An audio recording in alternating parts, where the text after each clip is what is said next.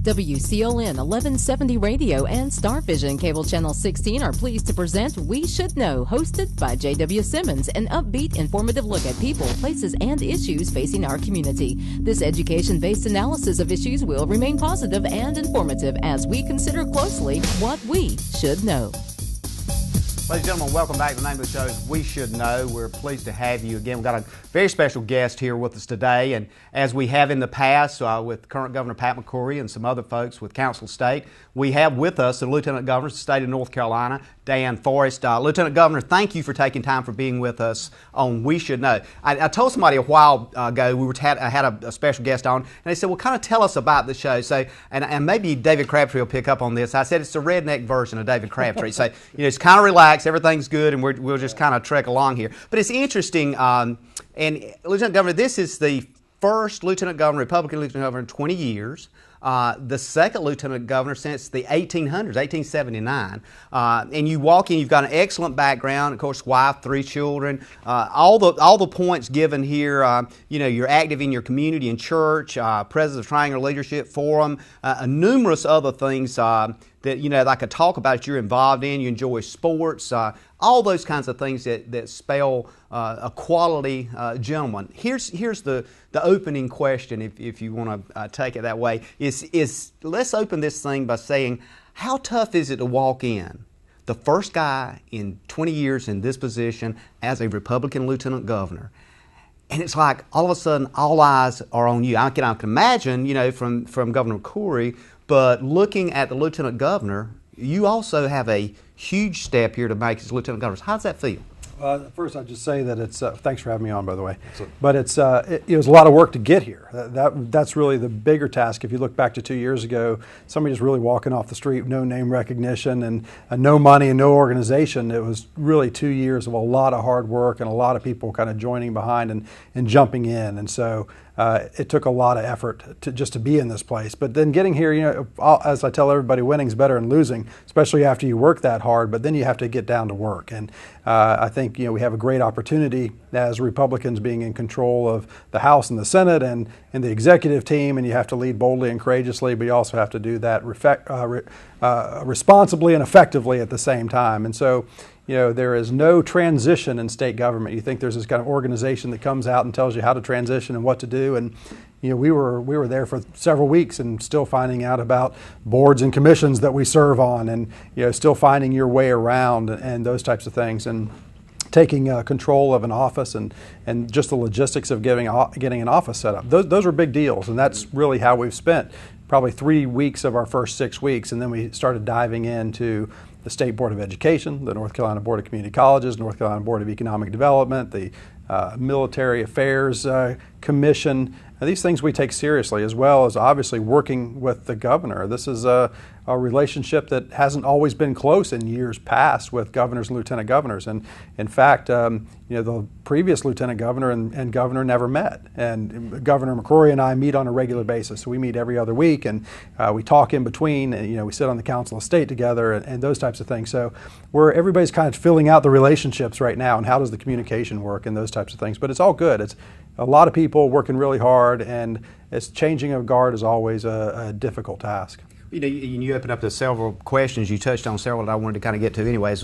One of those is that this is your first venture into the political realm, which is interesting because you step into this arena in a huge kind of, I guess, turbulent time in many ways, and to kind of look at some of the things that the governor made in his State of the State address, there's a lot of correction of the ship, there's a lot of maintenance of the ship that he referred to, and the lieutenant governor historically had play in that, but seems, as I remember when Jim Gardner was in almost a little over 2 decades ago, now I look back at it and there was a lot of should I say, circumcising of his duties and responsibilities by the legislature. So my question to you, looking at it from that perspective, do you see some of those kinds of things that the Lieutenant Governor had prior to Lieutenant Governor Gardner maybe coming back, since there is kind of a power and control now by the Republican legislature? No, I really don't, and I don't really see a need for it either, for that matter.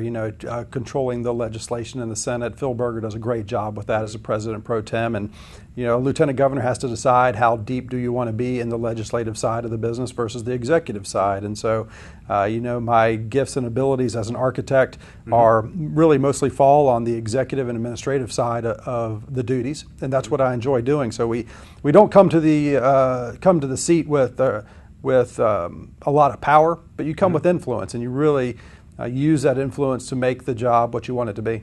Well, and you mentioned your background experience as an architect. Obviously, you come from one of the largest architect firms in the state, and working with that give you a broad understanding, I think, of not only how things are structured physically, but also from the organizational point of view of private sector business. Right. Let's talk for a bit before we get into some of the kind of key substantive issues.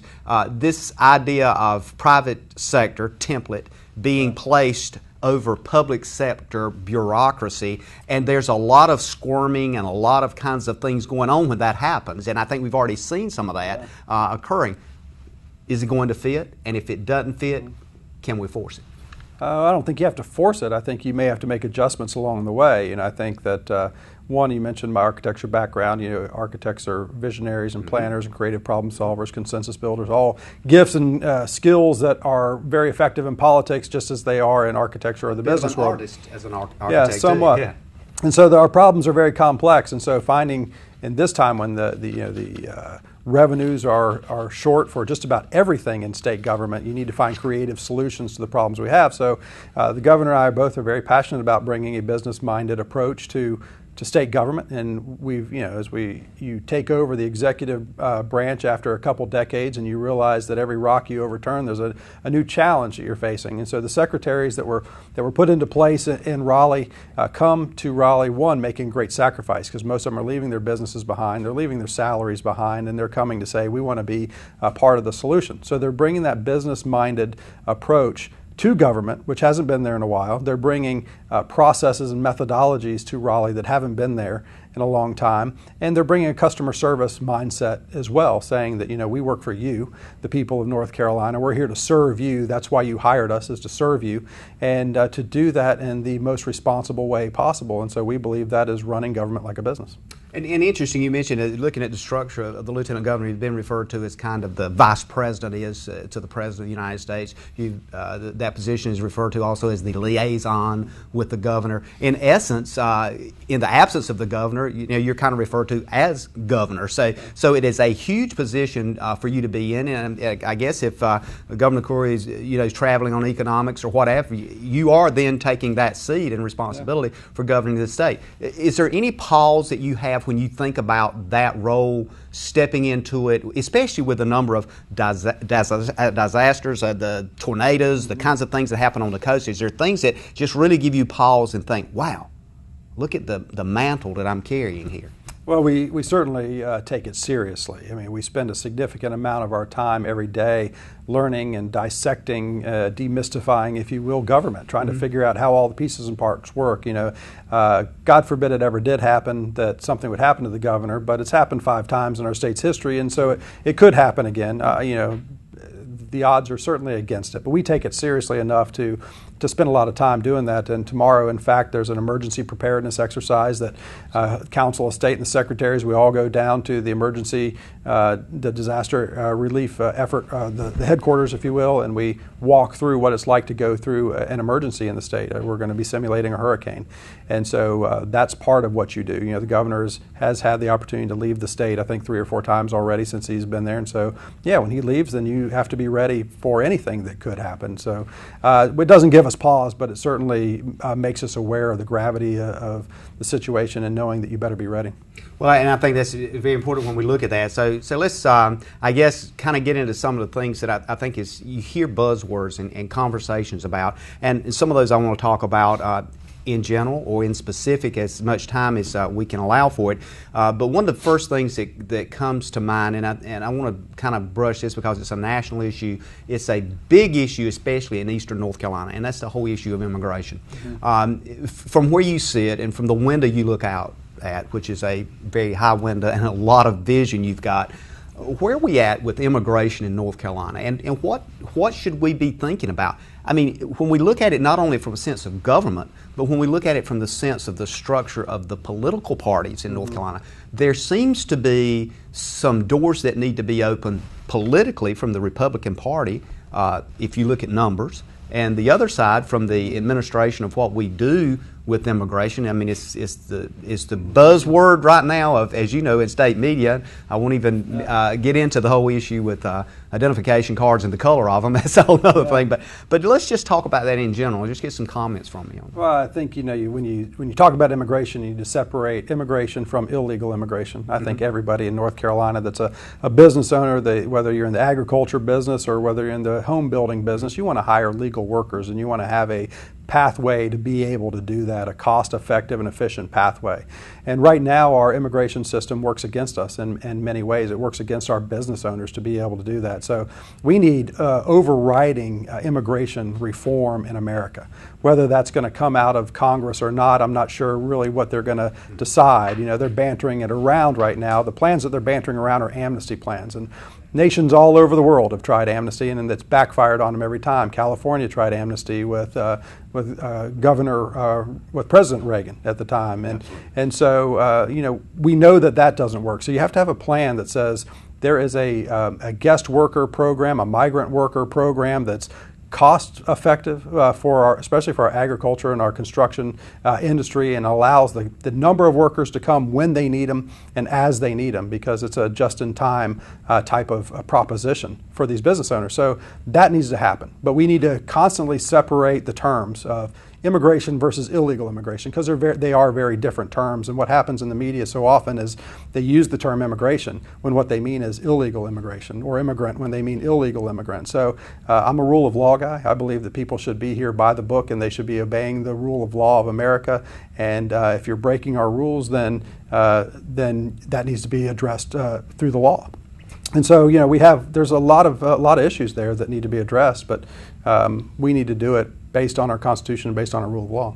And that issue itself is one that's not going to go away. I mean, we're going to address it not only federally, but on the state level and locally, and I think through business is one of those areas we'll face it. Yeah, I mean, if you look at the crime issue related to that, that's significant as well. And we had an issue that was dealt with in Washington on that recently. We're going to take a quick break. Ladies and gentlemen, we'll take a break. We'll be back in a moment with the Lieutenant Governor of the state of North Carolina.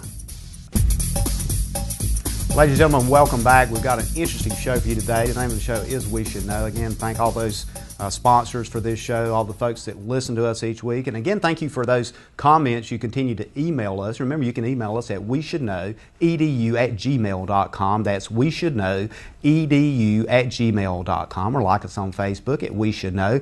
These shows are uplinked to YouTube. So if you go to YouTube and just type in We Should Know, EDU, you'll see a number of the shows we've had in the past, and some of the shows that we do now will be uploaded in 3 or 4 days after it airs. So we look forward to your continued comments. We have with us Lieutenant Governor, State of North Carolina, Dan Forest. Lieutenant Governor, thank you again, and I'll probably say this a couple more times, for taking time to come on this little show here in southeastern North Carolina. The job of Lieutenant Governor, again, kind of the number 2 man in the state when you look at it as it relates to the governors, the executive branch. So awesome job and responsibility. We're talking about immigration when we went off the air. The idea of immigration and work and workforce is a part of every business, especially when it comes to agriculture. And agriculture, as you know, and the governor's alluded to in his State of the State address, is a huge plus for the state of North Carolina. Steve Troxler, the Commissioner of Agriculture, sat in that seat and talked to us about a $70+ billion industry here in the state. So when we think about that and the need there for folks from Mexico or wherever, but they speak a language sometimes that a lot of folks don't understand. But these folks are critical to our infrastructure. Is there really, when we separate the two from the legal and illegal, if we wiped away in some way all of those illegal folks, would we destroy a huge portion of our workforce? If we even could do that. I'm not suggesting we even could, but if we did, how would it affect our workforce? Well, I mean, I think that, again, it's not just about, what we end up doing is we end up segmenting these issues as if they're mutually exclusive. They're not. And I've always said, if you want to have true immigration reform, the first thing you have to do is protect your border. Every nation in the world protects their borders, except for the United States. Mexico protects and closes its southern border for reasons of safety and security to the nation. You have to do that if you want to have real immigration reform. We need to protect our citizens. Homeland Security, just 2 weeks ago, I think it was, they released thousands and thousands of criminals out of the prisons. It was an executive director of Homeland Security, the assistant executive director, released thousands of criminals out of the prison, saying that the upcoming sequestration was going to affect their budget and not allow them to. They didn't even know. They had no idea what sequestration was going to do to their budget. They just made a call to let these folks go, let them out of prison. That's not protecting our citizens. That's not looking after people that are Americans. So you can protect the border. There's numerous ways that you can do that, and then you can reform your guest worker and your migrant worker plan so that there is cost-effective and available a workforce. We've always had a guest worker program. We've always had the migrant worker program. There are hundreds of thousands of workers that come across the southern border in California every single day to go to their jobs and to go back home again. And so it exists, and that's the kind of program we need. Even here in North Carolina, it's a $70 billion industry. I'd like to see it grow to $100 billion.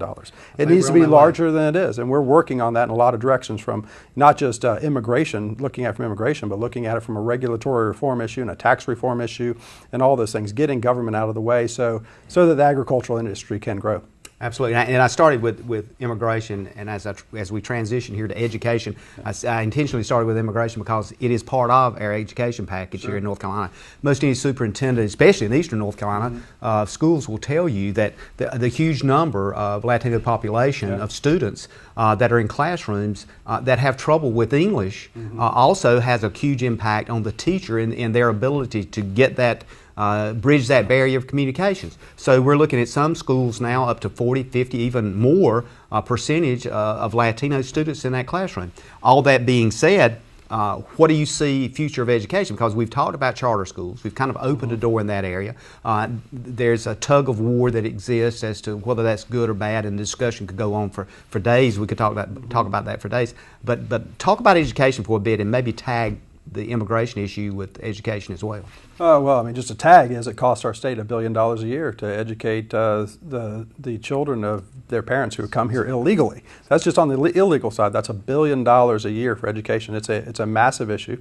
Teachers all over the state are struggling with this issue. Teachers are mandated to do things that they can't do. The states are mandated to provide teachers that are Spanish-speaking teachers and that sort of thing. So it creates a significant burden on an already burdened system. You're looking at things like teacher pay. I mean, we would love to pay our teachers more. Well, here's a great issue for us. If we figure out how to solve this issue in our state, then we have $1 billion more to spend. $1 billion goes a long way to raising teacher pay and to taking care of benefits and that sort of thing. Student-teacher ratio and everything else. Oh yeah, but there's a lot going on in education. One of my focuses is going to, as the chair of the e-learning commission, is to start to look deeper at virtual education in North Carolina and how we teach and train our kids, not just through K-12, but through community college and the university system as well. And so there's a vast array of tools out there all over the world right now that our students can be taught and trained by the best and the brightest teachers and professors from around the world, and many of which we're not taking advantage of. And so we're looking at not just the internet pipeline that comes into these school districts, but the pipeline that goes into the individual schools, the technology as well that is being used to teach these kids, as well as teacher training. How do we train and prepare teachers for a 21st century model of education? Really, I don't like cliches, but the entire paradigm of education is shifting right now, of how students learn versus the way we did it in the 20th century. We're still operating off of a early 20th century teacher-student model. And there's some great examples out there where teachers are using technology to teach their kids at all different levels at one time. So you can have a classroom that's set up, and some kids can move at a much accelerated pace, and those kids that are slowing down, the teacher will spend more time with them, and they'll adjust their curriculum to each and every student in the classroom. And so whether you're talking about a Latino population, a Spanish-speaking population, English-speaking population, curriculum can be adjusted to each and every student. And so that takes the pressure and the burden off the teacher to teach everybody individually, but it allows them to analyze how those students are doing and allow them to progress at different rates. So this is technology that already exists. We just have to figure out how to get it into the school systems and make sure that we're moving forward to be able to compete with well, the rest of the world, not just the Southeast, but the rest of the world. And when we look at education, the obvious transition there as we talk and have our conversation here is that education also ties directly into and related to jobs. And I think Governor McCrory made that very clear in not only his State of the State message, but when he was here a few months ago, prior to the election, he talked about how important it was to bring those two together.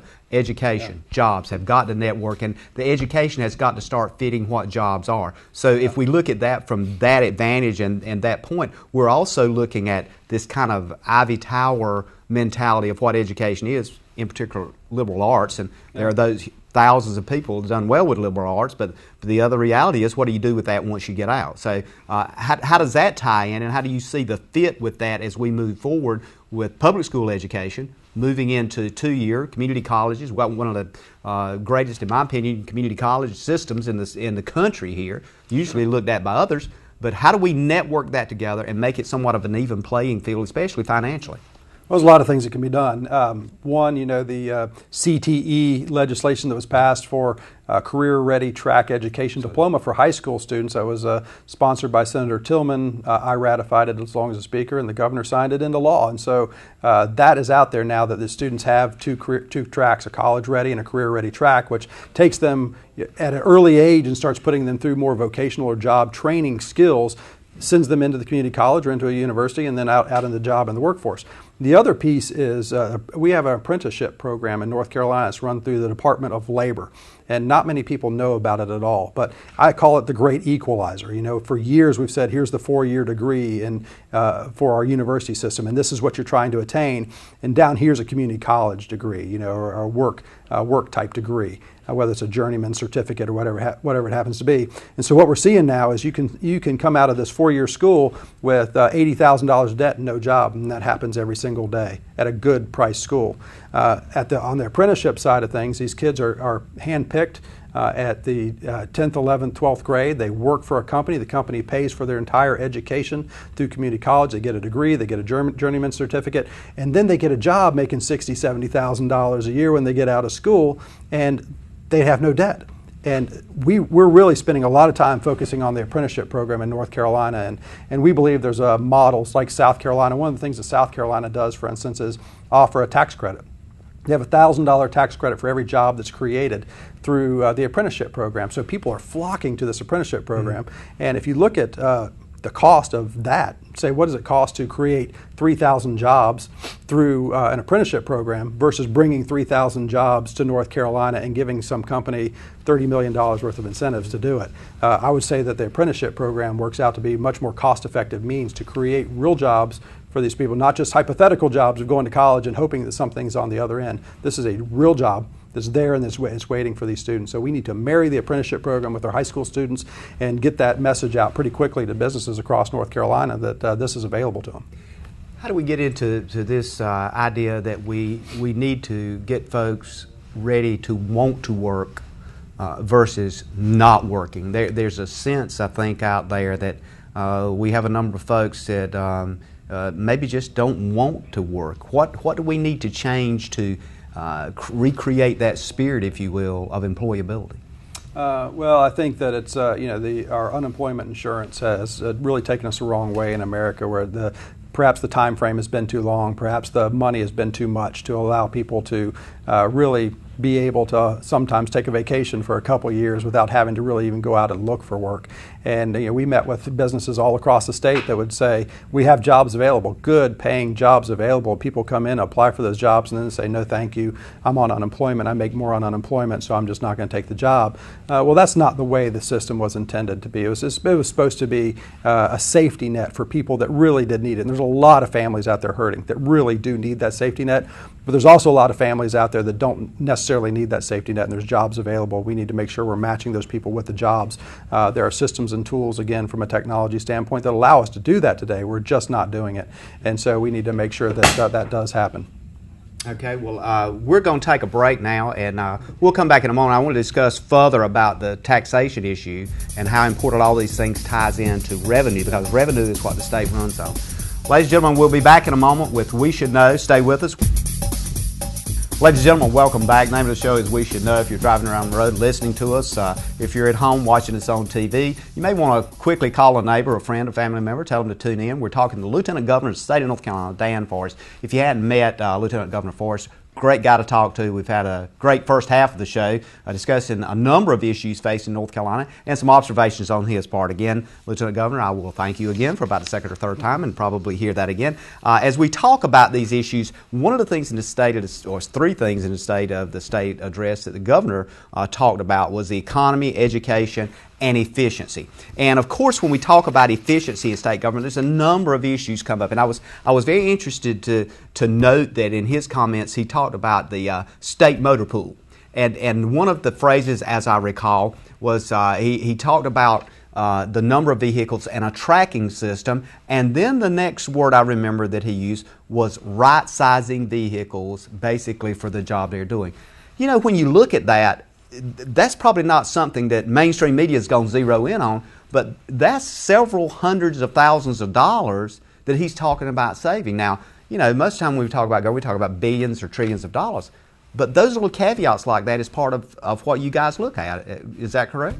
Absolutely. You know, there's a lot of work being done on the budget right now, and I'm not privy to say some of the work that's talk about some of it, but we're talking about tens of millions of dollars, if not hundreds of millions of dollars at times, talking about these issues. So this is not a small issue. A lot of times there, you know, as the governor mentioned, there are vehicles that we own that we don't even know where they are.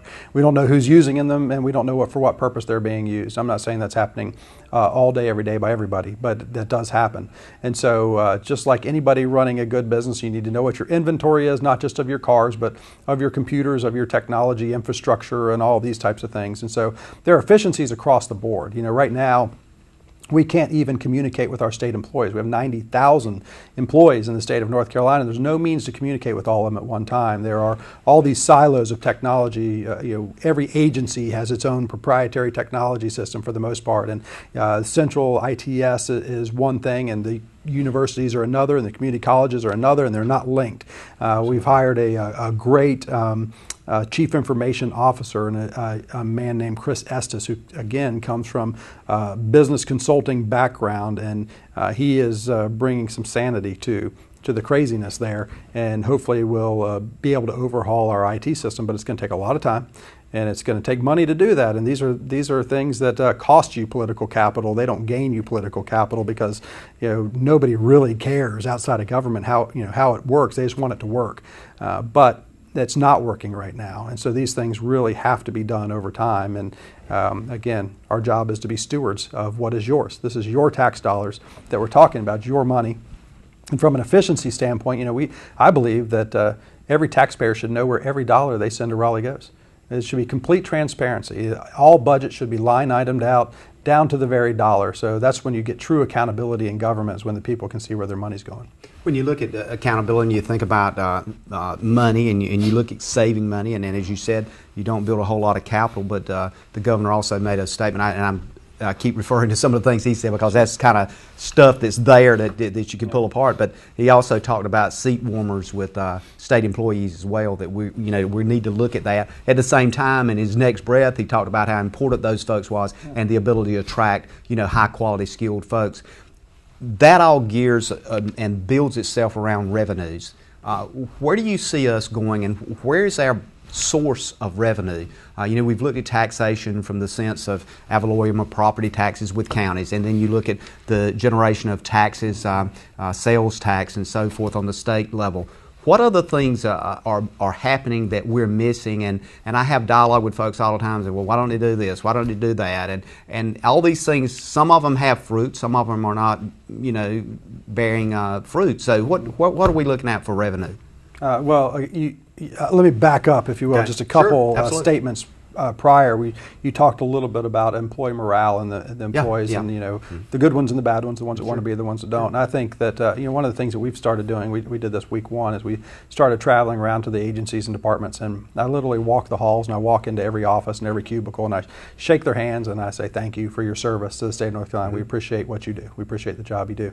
And we've had a couple employees, one gentleman in particular, who kind of sat back in the back of the room. He'd been there for 35 years, and he literally had tears in his eyes. He said, "Nobody has ever thanked me for the job that I've done in 35 years." Wow. And that's quite shameful. If that was your company and those were your employees, I would venture to say they'd probably be gone, or your company wouldn't be doing very well if that was... You'd be out of business. You'd probably be out of business, most likely, and the government won't go out of business in that way. And so, one, we need to encourage those employees we have, the ones that are still there and they're hanging on, they've been working hard for a long time, and empower them to do a good job and to give them the tools and the responsibility and the authority to raise their hand when something's not working and say, you know what, we could do it better if we did it this way.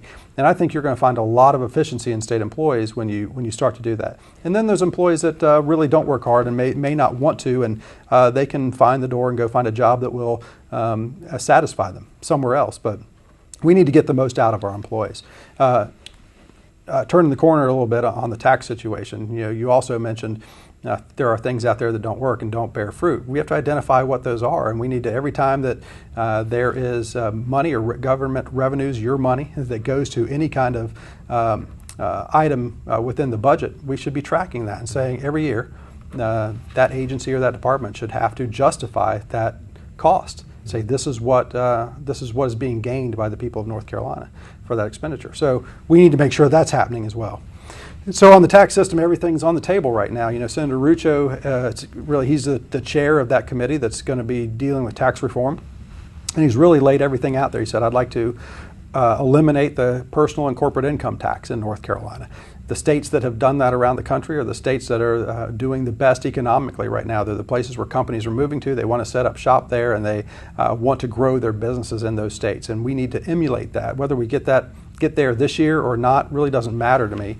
But I'd like to see us move that ball down the field to eliminating those taxes, and most likely we'll go to more of a consumption-based tax. And so everybody and their brother that has any special interest is in Raleigh right now lobbying, letting them know this is how that impacts us. Certainly the agricultural community has one take on that, and the service community has another take, because we're probably talking about raising taxes on service industries. So everybody that has an interest in this should be down there making their voice heard.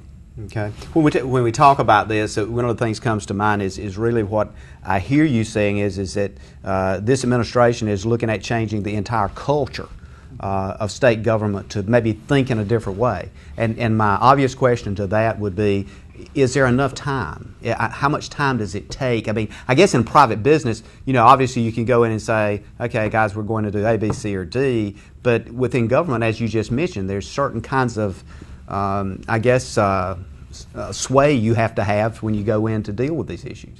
Well, I think it's it's a leadership issue first and foremost. So a lot of that pressure falls on the governor and on me and on the secretaries and the department heads to set the tone for the culture that we're trying to create and the transitions that we're trying to make. And we need to be able to sell that to the people. The bureaucracy can certainly outlast and outlive the politicians. There's no doubt about that. But when we were getting elected, we'd be on the campaign trail and we'd hear word out there saying, if McCrory and Forrest get elected, all state employees are going to get fired. Or they're all going to get fired. They're all going to get laid off. And there's nothing further from the truth than that. We want to empower people to do a great job for the state. And we believe that people, if they are empowered in that way, they will step up to the task. There's some great employees in North Carolina, and so I think you can change that culture very quickly. But we have to do our job getting the message out clearly and using very creative ways to do that, because like I said, you can't even communicate with their employees right now, not in mass. There's no means to do that. So I think it's up to the leadership. This is a great leadership challenge. It always is a leadership challenge. The university system has taken some hits recently with various things going on in the university system. Historically, all of the education system has taken hits. Is there a way to marry together these education systems where they are interlinked without seeing a sense of budgetary autonomy, where each agency goes in to get what they can get and they're trying to identify their resources, and there's these power struggles that goes on? And I'm sure you see that from the seats you sit in. You see all of this at the same time. Is there a way to kind of bring that together, and how do you go about that? I think some of that is statutory. Some of that's going to have to come through the legislature if there's barriers there and there's walls driven between the university system and the community college system, for instance. There's no reason that there should be any barriers there. Obviously, already you can go to community college for 2 years, and if you have good grades, you can go on to the university system and get accepted into the university system. So there's some places where there's no walls. There's other places where there are walls, and almost to a T, those power struggles are over money. They're over the financial component. So if you perhaps restructure the way that some of these things are funded so that there's a win-win situation for both institutions, or K-12, community college, and university. I mean, they should be seamless. We're talking about educating our young people for jobs that exist now and in the future. And so that education should be seamless. The fact that we have siloed it doesn't mean that's the way it needs to be. We could have kids in the 7th grade taking college classes if they're capable of doing that and their aptitude allows them to do that. So to me, there shouldn't be any barriers there, but there are always financial barriers. There's always a power struggle over money. And so I think a lot of that will have to happen through the legislature. Well, when we start moving in that capacity, is there going to be some way that folks can get, and I'll use this phrase, true messages rather than diverted or perverted messages about what's going on in state government? Because you know as well as I do that with the mass bureaucracy of state government, sometimes folks will play on a small phrase. I mean, you may say something over coffee one morning, all of a sudden it's on the front page of the News Observer. So how do you get the core message out? Well, we have to be very particular about that message. We have to, our side and really needs to make sure that PR effort is strong. You have to have a PR effort prior to the legislation coming out, during the legislation being debated, and afterwards as well, to make sure that people are getting the true message. I did a little thing the other day. I was speaking somewhere and I just pulled out my iPhone and I tapped on the News and Observer app and I said, okay, I'm just going to read the top 3 headlines. I didn't know what they were. I'm just going to read the top 3 headlines. I was talking about the agenda and I read those 3. There was an agenda behind all 3 of those headlines that didn't have, really not speaking the truth about the issue at hand. And that's what the people really need to know. They need to know there's a true message, and if worst comes to worst, I say call your representatives and ask them. Call them and ask them. They'll be glad to talk to you. We'll take another break, and we'll be back in a moment. Ladies and gentlemen, we're talking with the Lieutenant Governor of the State of North Carolina, Dan Forest. Stay with us. Call a friend. Last segment coming up. Look forward to seeing you with this show. More on the radio as we talk with the Lieutenant Governor. Ladies and gentlemen, welcome back. The name of the show is We Should Know. We're kind of in our last segment here. We're talking with the Lieutenant Governor of the State of North Carolina, trying to get as much out of this segment, this short hour that we have with the Lieutenant Governor, trying to get as much out of it as we can. Lieutenant Governor, again, thank you for being here. Dan Forest. Dan, you mentioned this is the first time moving into politics, but now you have family that has been involved in politics. We didn't even mention that, and I didn't mention it, but I'm throwing it on the table. If you want to mention it, fine. We'll go on to something else. But I think you're very proud of that. Oh, absolutely. My mother served in Congress for a number of years, for about 18 years, and she served well, and I'm very proud of her, and very proud of the legacy that she left behind. She was a true public servant, and she reached and touched the lives of hundreds of thousands of North Carolinians over her 30-some year career in politics, and so I respect her and I admire her, and I'm also happy that she's now has time to be with the grandkids and to live some life. Well, I think Sue Myrick probably exemplified that true sense of what a public servant was. I mean, most folks I talk to, she's just a huge heart, a very compassionate Christian person, and I like to say that on this show a lot too. I like to put that out there because this is a very focused Christian show, and this part of the state and North Carolina as a whole, I think, understands that and feels that. So as we move on, there's a couple other things I want to touch on, and of course, as you well know, you do this a lot, so I'm sure you're getting in culture to it. Time is really a pirate when it comes to dealing with these issues because we never have enough time. But energy is a big issue now, and hydraulic fracturing is something that folks have heard about, and the buzzword fracking as it goes across the state, and there's a core element in this state that a number of folks have seen as a huge possibility for some energy. There's going to be some protests. The governor's made a stance that we're moving aggressively on this, and I think there seems to be a sense from the legislature and quite a number of folks in North Carolina that if this will help us in any way with energy, whether it's for your private vehicle or for whether it's your business vehicle, then it will certainly support business. What do you see happening there, and how quick are we moving toward fracking, and how quick are we moving to offshore drilling? Well, we've already passed it through the Senate. So the fracking bill, there was some legislation that came up the last session.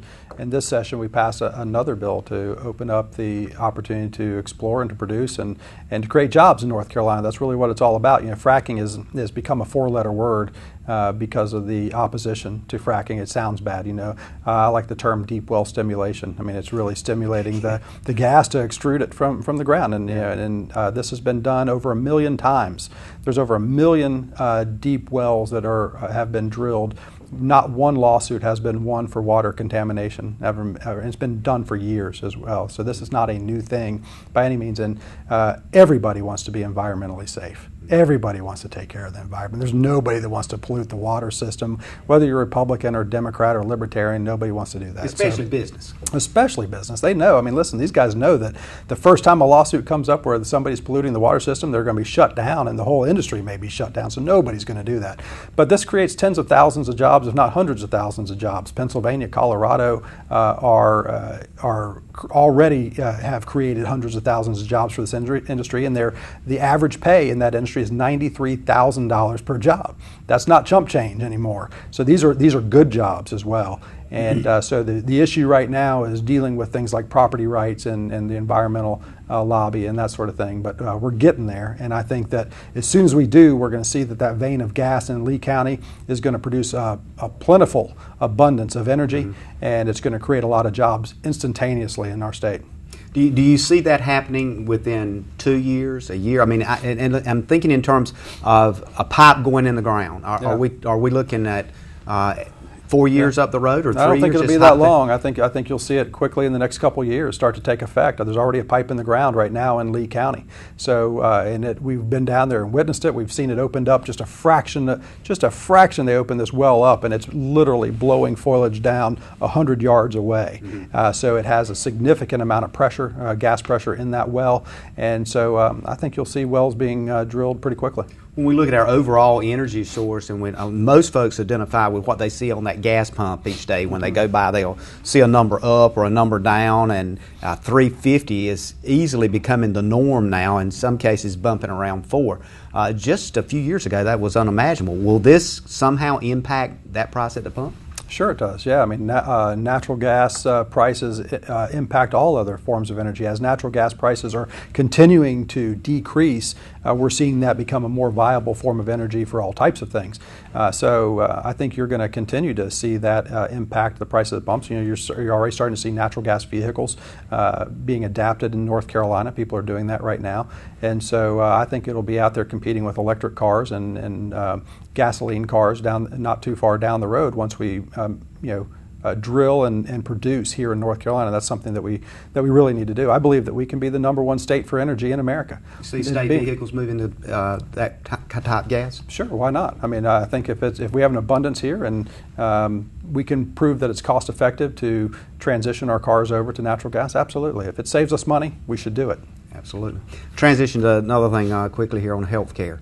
Always a big issue. National health care bill, Obamacare, whatever you want to call it, has just sent ripples throughout the country. And depending on who you talk to, and I talked to a lot of physicians. I had a physician in this last week talking about the issue of health care. There's a fear that's there. And that fear continues to kind of grow because of the sense of uncertainty. How is North Carolina looking at that, and what's the strategies on dealing with this national health care issue? And is there some sense of stability that the state can plant here to kind of shelter us? Well, first, it's not the state's responsibility. It's not a right, as everybody says it is. We should definitely fear it. Anytime the federal government comes in and says we're going to provide this thing for you, just rely on us, we should be scared to death of that. And so here in North Carolina, through the General Assembly just a couple weeks ago, we said no to the state exchange. Basically said, okay, Mr. President, if this is such a great idea and it's going to work, then you do it your way. We're just not going to take part in it because we know that the demographics don't work. The money does not work. It just does not work out. And so we can't afford Obamacare here in North Carolina.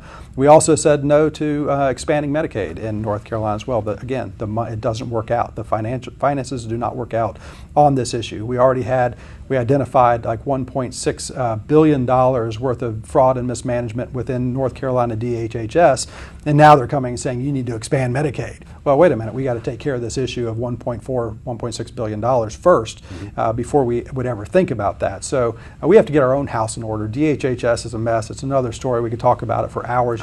You should have Aldana Vosh down here, new secretary, to speak on that issue because the door's open. I'm glad you mentioned that. Yeah, the door's open. It's a big topic, and it really is. It's causing a lot of grief in the budgeting process right now for our state. Well, and these are the kinds of things I think is important. You just mentioned, some of the secretaries and some of the folks on the team. I want to get those folks in because I think people needs to hear from them. As we talk about these things and looking at what they are, especially as it relates to healthcare, basically what I hear you saying, if it moves away from what capitalism is and what capitalism represents, then we should be very cautious of what that's saying to us. Absolutely. No, absolutely. I mean, that's socialized medicine has not worked anywhere in the world. We have the best medical care and technology anywhere in the world, and people travel here every single day from other countries to get their health care in America. And we implement Obamacare, you're going to see that decrease very quickly. Every doctor I talk to says this is a bad idea. Doctors are going to drop off the map quickly at the same time while millions of people are coming onto the health care doles to be supported by those doctors that are no longer there. So the numbers don't work, and that's really what it's about, and it's not good for America, and everybody knows it's not good for America. And here in North Carolina, we've started the process of doing something about that. I want to zero in, kind of as we come to the end here very quickly, zero in specifically on politics for a minute, and I alluded to this in the beginning. Numbers out there indicate, as you've seen them, and of course I've looked at that as well, that the Republican Party has not done that well with the Latino vote. The percentages are just not there. Jeb Bush recently was on TV talking about that maybe there needs to be some adjustments in that area. What do you see? First, is that something you see that the Republican Party needs to address? And two, how do you think that needs to be addressed to bring in that and I'll use the word bounty of support that exists within the Latino community? Well, I don't think it's just Latinos. I think it's Latinos and African Americans as well that have identified with the Democrat Party for some time. And I don't think that's, I think that if you go to the conservative black churches all over North Carolina, they identify with the Republican Party more than they identify with the Democrat Party right now. I mean, the Democrat Party is in their platform, look at their national platform and say, does that align with who I am? And I would guarantee you that 90% of them would say absolutely not. Same with the Latino population. You look at them and say, do you identify culturally with us, with this platform or with this platform? And I think they're going to choose our platform. But the problem is we don't reach out to those groups and spend a lot of time with them, and it takes a lot of time. You can't just go show up one time to a meeting and build a relationship and say, we're here to support you. This takes years. It takes years and years and years and years and years. And changing the culture. Martin Luther King was a Republican. Abraham Lincoln was a Republican. These folks cared about their constituency, and they were Republicans. And so we are the party that does care about these minority groups, and we're the party that has the solutions to provide them with a great future. And so I think we just need to reach out, and we need to do the hard work that hasn't been done. Back to core values. Back to core values, always. I'll give you a minute or so here, quick wrap up, about 35, 40 seconds. Well, I just want to say thank you first for having me on. It's a great opportunity just to come speak to your viewers. And as you were saying in the break, we just need to help educate people as to what's really going on in Raleigh. And I would say that any of your viewers out there can pick up the phone, can call their representatives, their senators. They can walk into our offices if you have a challenge, if there's something going on that you don't understand. Don't hesitate to ask, because people are very willing to help, and the people's voice does matter. So make sure that your voices are heard. Well, we certainly appreciate you being here, Lieutenant Governor, and thank you for taking time to be with us. Certainly I will be talking with you about opening some of those doors to some other folks in Raleigh. Maybe we can get them down to southeastern North Carolina and to the agricultural belt, as we like to say in eastern North Carolina. So thank you for being here. Ladies and gentlemen, you've been watching We Should Know. We look forward to seeing you again, and we have had the Lieutenant Governor talking to us today, Dan Forrest. We'll see you next week on the radio. Thank you for tuning in to this week's episode of We Should Know with host J.W. Simmons. If you have a question or comment regarding this or any episode, please send your email questions and or comments to jwsimmonsedu@gmail.com. And remember to tune in every Tuesday afternoon beginning at 2:30 for another informative episode of We Should Know.